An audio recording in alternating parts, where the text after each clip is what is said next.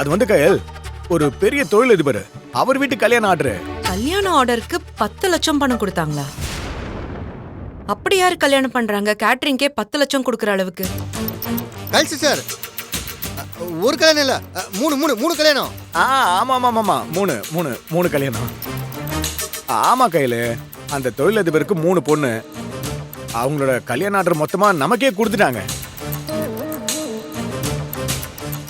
அது வந்து என்னன்னா 3 கல்யாணம் ஒண்ணா வைக்க போறாங்களாம்.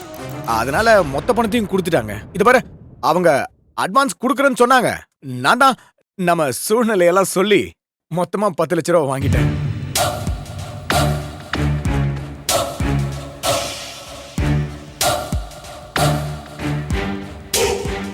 ஆமா சிஸ்டர். கையில இத பாரு, இத வச்சு உடனே மாப்பிள்ளைக்கு பிசினஸ் ஆரம்பிச்சிடலாம்.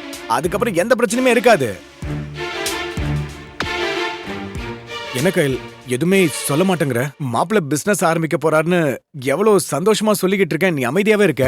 மூர்த்தி, உண்மையை சொல்லு. இந்த பணம் எப்படி வந்தது? கையில் நான் தான் சொன்னேன்ல ஆர்டர் வந்துச்சுன்னு சொல்லி. மூர்த்தி, என்கிட்ட பொய் சொல்லாத. எனக்கு பொய் சொன்னா பிடிக்காதுன்னு தெரியும்ல. நான் ஏன் பொய் சொல்ல போறேன்? உண்மையை தான் சொல்றேன். ஆர்டர் கிடைச்சிருக்கு. சிஸ்டர், ஆசா சொல்றது.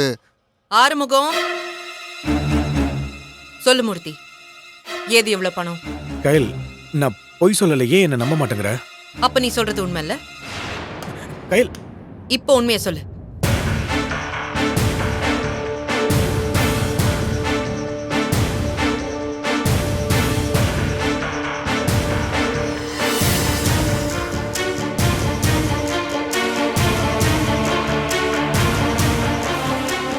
மூர்த்தி, யோசிக்காத. நீ சொன்னதெல்லாம் உண்மைதானே? அப்புறம் எதுக்கு தயங்குற? சத்தியம் பண்ணு.